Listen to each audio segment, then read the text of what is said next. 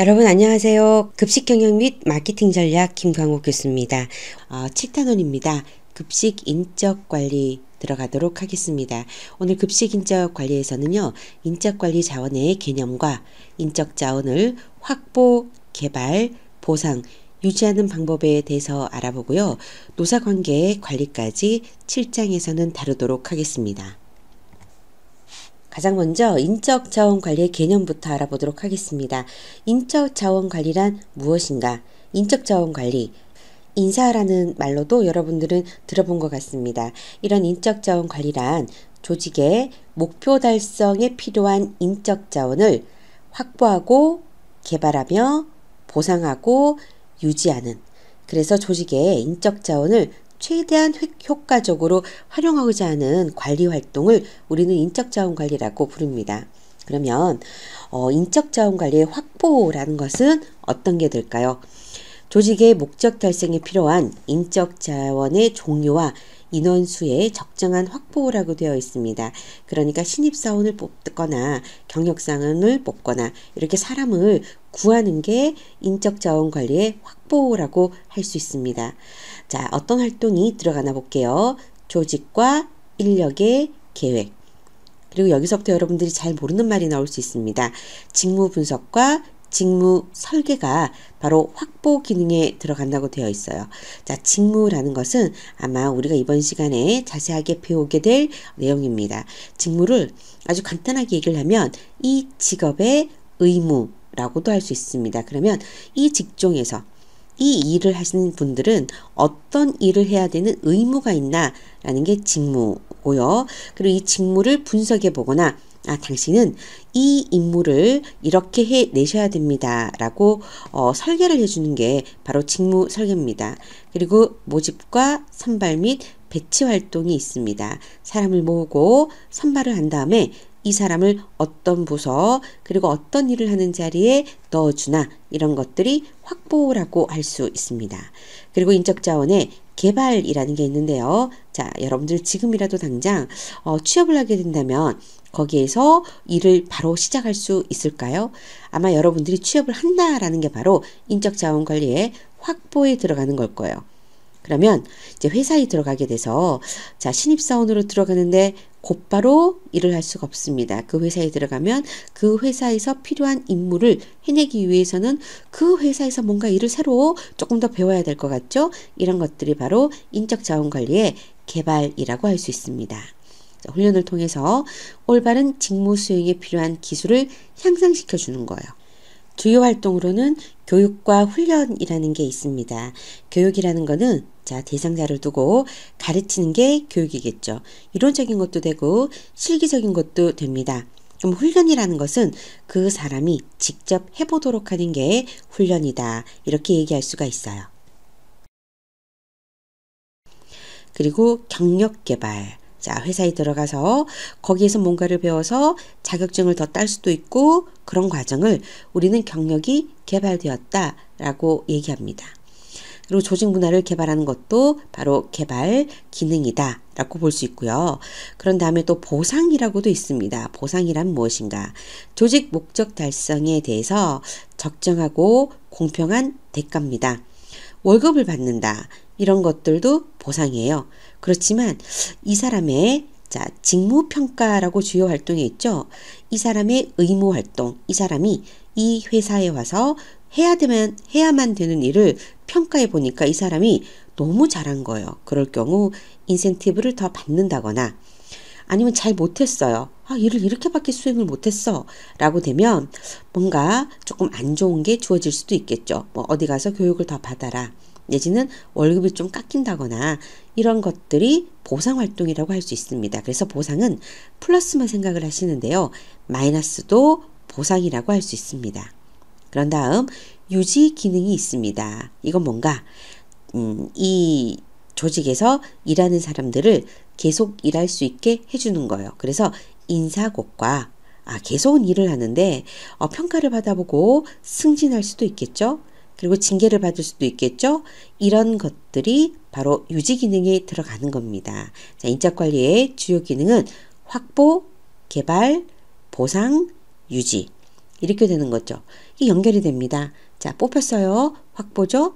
그 회사에 다니기 위해서 그 회사만의 문화나 이런 여러 가지들을 배울 수 있습니다. 조리 능력도 조금 더 배우고 레시피도 숙지하고 그렇게 되겠죠. 이게 개발이에요. 일을 잘했더니 인센티브도 줬어요.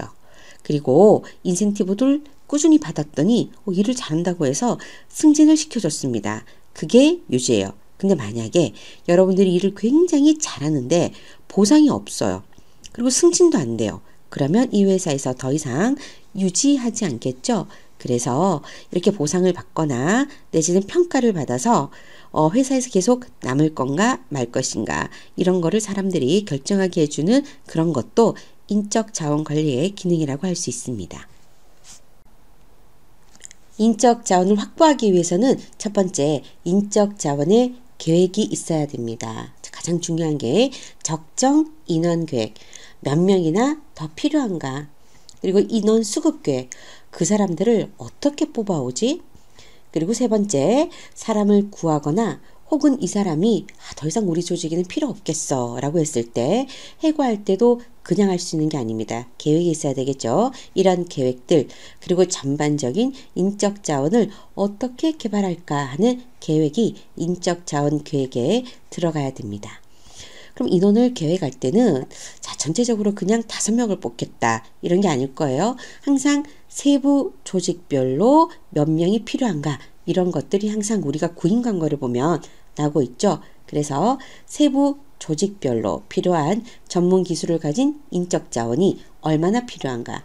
그럼 만약에 여러분들 주로 셰프가 되고 싶어하는 친구들이 많으니까 호텔 얘기해 보도록 하겠습니다. 호텔 구인 광고를 봤더니 객실부에 몇 명이 필요해요. 근데 그 객실부에도 가장 신입사원에 해당하는 사람이 몇 명이다. 그리고 몇 년 정도 경력 있는 사람이 몇 명이 필요하다. 이런 식으로 나올 수 있죠. 그래서 주방 쪽에서도 이런 일을 하는 사람 1명 필요하고 우리는 중간 관리자도 1명 필요하더라. 이런 식으로 조직별로 그리고 그 사람이 가진 기술 이런 것들에 따라서 몇 명이 필요한가 이런 게 정확하게 계획에 나와야 됩니다. 그럼 인원 수급 계획은 어떻게 할 것인가? 세부 조직별로 현재 종업원과 필요한 종업원 간의 수급 불균형을 어떻게 맞출 것인가를 계획하는 게 인원 수급 계획입니다. 만약에 객실부 쪽에 사람이 1명 필요할 수 있어요. 근데 조직 안에 식음료부 중에 음료부의 가장 막내들 숫자가 조금 많은 거예요. 그러면은 그 사람을 밑에 내용하고 연결이 되는데요.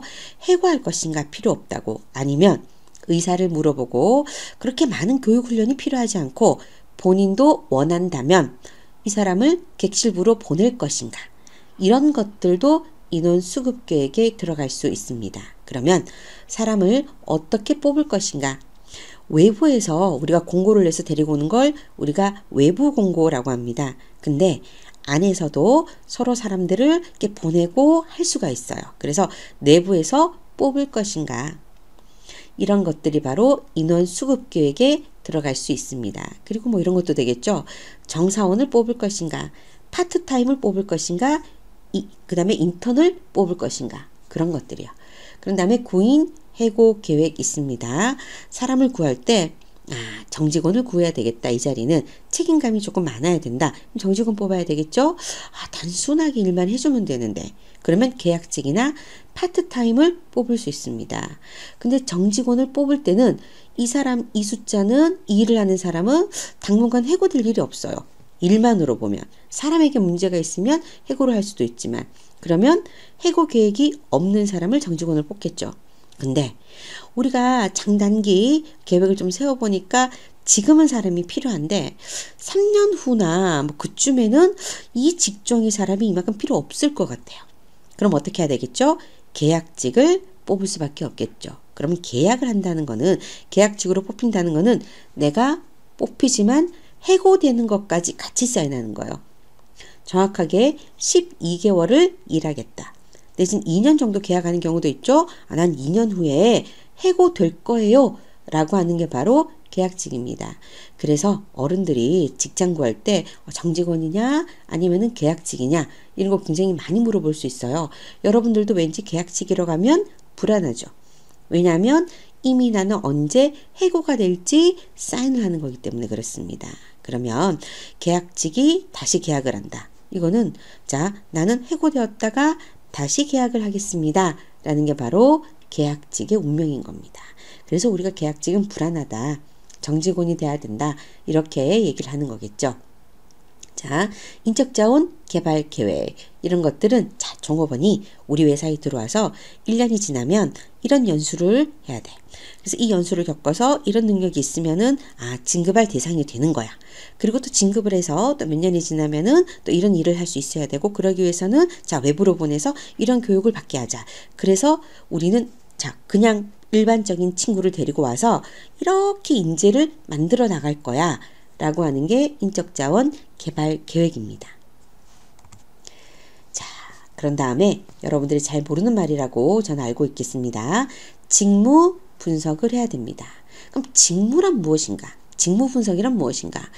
직무의 내용과 특징, 자격 요건을 분석해서 다른 직무와는 질적인 차이를 분명하게 하는 게 바로 직무 분석이다. 그럼 직무 분석은 왜 하나? 직무 기술서와 직무 명세서를 작성하기 위한 것입니다. 자, 이렇게 얘기 들으니까 여러분들 잘 이해가 안 되실 거예요. 일단 직무 분석. 이 일은 이런 일을 하는 거고 일을 하는 사람들은 이런 자격 요건이 있어야 돼. 이게 직무 분석이에요. 그럼 이 직무 분석으로 뭘 하나? 직무 기술서를 써야 됩니다. 자, 주방에서 자, 이 정도 되는 사람들은 이런 일을 해야만 돼. 이게 직무 기술서고요. 그런 일을 하기 위해서는 이런 사람들이 필요해. 이게 직무 명세서입니다. 자, 이렇게 표로 잘 보여주고 있습니다. 직무를 분석해요. 이 직무를 분석해서 직무 기술서와 직무 명세서를 만든다라고 말씀을 드렸죠. 자, 이 직무 기술서와 직무 명세서는 사람을 모집하거나 선발, 그리고 뽑은 사람을 오리엔테이션 할 때, 그리고 평가할 때, 인사고과가 평가가 되겠죠. 그리고 교육훈련 할 때, 그리고 조직을 설계하거나 인력계획이랑 경력계획이랑 직무 재설계 이럴 때 쓰입니다. 근데 직무평가라는 거는 이 사람이 이 직무를 얼마나 잘했나라고 평가하는 거예요. 이것은 임금 관리에 바로 필요한 항목입니다. 그럼 다시 정리. 직무 분석을 하게 되면 직무 기술서 설명하는 거예요. 그다음에 직무 명세서 이러이러한 사람이 필요합니다. 그리고 직무 평가 이렇게 세 가지를 합니다. 자, 직무 기술서와 직무 명세서는 사람을 뽑거나 이제 인사할 때 사람을 뽑을 때 쓰이는 거고요. 직무 평가는 임금 관리에 쓰입니다. 지금은 여러분들이 이게 뭐가 중요하다고 자꾸 설명을 하나 이럴 수 있는데 여러분들 직장에 직접 들어가 보시면 정말 실무적으로는 이게 굉장히 중요해요. 만약에 자, 여러분들이 이러한 일을 계속 쭉 하고 있었는데 갑자기 A라는 일을 하라고 해요. 근데 여러분들과 이게 좀 안 맞는 것 같아요. 새로운 일이고. 그럼 이걸 생각해 보셔야 돼요. 우리 직무 기술서에 우리가 이런 일을 해야 된다는 게 나와 있어? 라고 분석을 해 보셔야 됩니다. 근데 직무 기술서에 이런 일을 해야 된다라고 나와 있으면 당연히 해야 되는 건데 당신이 몰랐던 거예요. 근데 직무 기술서에 나와 있지 않은 일이잖아요. 근데 나는 대리인데 나중에 보니까 이게 과장의 직무 기술서에 이 내용이 있는 거예요. 그러면 이제 직장에서 이렇게 되는 거죠. 과장님이 본인이 해야 되는 거를 나한테 넘겼구나. 이렇게 판단을 할 수 있습니다. 그리고 자, 예를 들어서 제가 학교 교수잖아요. 제가 교수면 어떤 일로 평가를 받아야 돼요? 학생들을 잘 가르치고 학술활동 잘 하나? 이런 걸로 평가를 받아야 됩니다. 그렇게 해서 제 연봉을 조금 더 올리든가 이렇게 해야 되겠죠. 근데 교수라는 사람을 저 사람은 참 예뻐. 전 예쁘지 않은 거 아시죠? 그냥 하는 소리예요. 이렇게 해서 자, 쟤 예쁘니까 연봉 더 주자. 이거 어떻게 생각하세요? 굉장히 뭔가 잘못된 거죠. 그래서 이 사람을 이 일로 평가해서 연봉 체계나 이런 것들을 조금 조절한다. 이런 거는 굉장히 앞으로 여러분들한테 중요한 겁니다. 그래서 직무평가는 임금 관리하고 관계되니까 이게 앞으로는 여러분들 굉장히 예민한 문제가 될 수 있습니다. 직무를 분석하는 방법에 대해서 세 가지를 얘기하고 있습니다. 직무 분석할 때 첫 번째로는요, 질문지법을 이용할 수 있습니다. 그리고 두 번째는 관찰법을 이용할 수 있고요. 세 번째로는 면담법이 있습니다. 질문지법이란 무엇인가? 질문지를 통해서 직무에 대한 정보를 구하는 방법입니다. 질문지의 내용, 구성 방식, 그리고 응답자의 작성 능력 및 그 작성하는 태도, 이런 것들이 중요할 수 있습니다. 자, 당신이 하는 일은 무엇이라고 생각됩니까? 라는 그런 것들이 기본적인 질문이 될 수가 있겠죠. 여러 직무에 대한 정보를 빠른 시간에 얻을 수 있는 반면 질문지의 개발에 시간과 비용이 소요될 수 있고, 그리고 이 대답하는 사람이 자기가 하는 일을 부풀려서 진실되지 않은 응답을 할 수도 있다는 단점이 있습니다. 그리고 두 번째 직무 분석 방법으로는요, 관찰법이라는 게 있습니다. 이 관찰법은 직무가 만약에 심적인 게 아니고 정말 물리적으로 드러나는 일이라서 관찰 가능한 물리적 활동으로 직무가 구성되어 있을 때 사용될 수 있습니다. 정신적 활동이나 이제 가끔 행해지는 활동으로 구성된 직무 같은 경우에는 이제 가끔 행해지게 되면 관찰하는 기간이 굉장히 길어야 되기 때문에 이 직무를 분석하는 것만 해도 굉장히 큰 일이 될 수 있습니다. 그래서 정기적으로 이루어지는 물리적인 일을 하는 경우에는 굉장히 적절할 수 있습니다. 그래서 이 관찰법은 면담법이나 아니면 질문지법이나 이런 다른 방법들과 같이 병행해서 하는 게 바람직합니다. 자, 면담법은요, 직무 담당자와 면담으로 얘기할 수 있습니다. 면담은 동일하거나 유사한 직무 활동을 수행하는 종업원들을 한꺼번에 면담하는 방식이기 때문에 빠른 시간에 많은 정보를 수집할 수 있습니다. 그렇지만 질문지와 그 다음에 면담법, 이런 것들은 대답하는 사람의 주관이 들어갈 수 있습니다. 객관적으로 판단하는 게 관찰법이죠. 그래서 주관적인 방법과 객관적인 방법, 이 두 가지를 한꺼번에 실행하기 위해서는 자, 질문지나 면담법을 실행해 봐요. 질문지법은 본인이 적는 거고, 면담법은 자, 우리가 아침에 출근을 하면 이런 일을 하고 이런 식으로 부서원들끼리 하는 일을 그날 일정에 따라서 내지는 분기별로 이렇게 계획한 걸 다 얘기하는 거예요. 그걸 제대로 하고 있나? 정말 이 사람들 말이 맞나? 확인하는 게 관찰법이 될 수 있습니다. 그렇게 해서 직무를 분석합니다. 자, 그런 다음에 직무를 분석하고 직무를 설계해야 됩니다. 자, 직무 설계라는 거는 그 개인이 그 일에 맞추어서 수행해야 되는 과업과 책임의 범위를 정하는 과정이라고 할 수 있어요. 그럼 직무를 설계할 때 고려해야 되는 요인들이 있습니다. 자, 그 요인으로는 일단 먼저 작업자의 특성부터 제가 말씀을 드릴게요. 자, 이 사람이 어떤 일을 어디에서 언제 어떻게 수행하나, 이런 것들이 이 작업의 특성이다. 작업자의 특성이다. 이렇게 볼 수 있고요. 그리고 거기에는 성향도 포함되어야 됩니다. 자, 이런 사람이, 어떤 사람이 이런 지식, 이런 기술, 이런 능력, 이런 동기를 가진 사람이 왜 이 일을 하기 위해서 어떤 일을 하나, 이런 것들이 작업자의 성향이라고 볼 수가 있겠죠. 그래서 직무 설계를 할 때는 작업자의 할 수 있는 능력을 특성이라고 해요. 그리고 성향이라는 거는 성격이나 뭐 지식 요인이나 이런 거 다 들어갑니다. 그런 것까지 고려해서 직무를 설계해야 됩니다.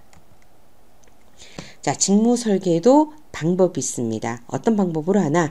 직무를 단순화시키고 순환시키고 확대시키고, 이런 것들이 직무 설계의 방법이에요. 그럼 직무 단순화라는 거는 직무 절차를 아침에 출근해서부터 이런 일을 해요. 막 장황하게 얘기할 수 있어요. 그걸 표준화하면서 명확하고 전문화된 과업으로 이렇게 정리를 하는 거예요. 그래서 이런 과업에 종업원을 배치하고자 하는 게 직무 단순화입니다. 그 다음에 직무 순환은 자, 주방에서도 여러 가지 일이 있어요. 일이 직무라고 말씀을 드렸죠. 서로 다른 임무를 갖는 직무에 대해서 주기적으로 종업원을 순환시켜요. 그럼 다양한 일을 해보는 거죠. 그러면은 내가 이 일을 할 때는 내가 이것만 생각해서 B 일을 하는 사람들에게 이런 걸 요구했는데 내가 이번에는 B 일을 해보니까 아, 이거 내가 이거 해달라고 부탁을 했는데 이 일을 하면 이걸 할 수가 없구나 라고 이해를 할 수가 있겠죠. 그래서 일에서 발생하는 불만을 감소시키기 위해서는 직무 순환이라는 거를 적용을 시켜야 됩니다. 그리고 직무 확대라는 거는 종업원이 수행하는 일이 너무 범위가 작고 다양하지 않다면 뭔가 일을 하다가 지겹고 불만이 있을 수 있어요. 그렇기 때문에 이 과업의 수와 다양성을 부여해서 이 사람이 뭔가 만족을 느낄 수 있게 해주기 위해서는 직무 확대가 필요합니다. 자, 그런 다음에 직무 충실화라는 직무 설계의 원칙도 있습니다. 이 직무 충실화는 자, 감독자는 종업원에 대한 책임을 계속 유지하지만 그들에 대한 엄격한 통제를 완화시킨다라고 되어 있어요. 내가 계속 확인은 해야 되지만 엄격하게 사람들을 통제하지는 말아라. 왜 그런가? 그래야지만 종업원들이 시켜서 하는 게 아니고 내가 스스로 하는 게 되니까 책임감과 성취감을 느낄 수 있다는 거죠. 그리고 종업원이 자신의 직무에 대해 보다 큰 책임감을 갖도록 한다. 여러분들 축제할 때 한번 생각을 해볼게요. 자, 후배가 그냥 꼬치를 굽는 일만 맡았어요. 이 친구의 직무는 꼬치 굽기죠. 근데 이 친구가 나는 오늘 내 앞에 있는 꼬치 100개만 잘 구우면 돼. 이렇게 생각하는 것보다 내가 이 꼬치를 잘 구워서 우리 주막이 되게 잘 되어서 우리 학교 축제에 왔더니 조립과는 축제 운영을 잘하더라. 그게 또 커져가지고 야, 김천대학교 축제는 정말 멋있더라. 김천대학교 학교 괜찮던데 이렇게까지 진행될 수도 있겠죠. 그러니까 이 친구가 책임감을 조금 더 거창하게 얘기할 수도 있는데 내가 꼬치만 구워야지. 이것보다 우리 과 주막이 잘 되도록 해야지.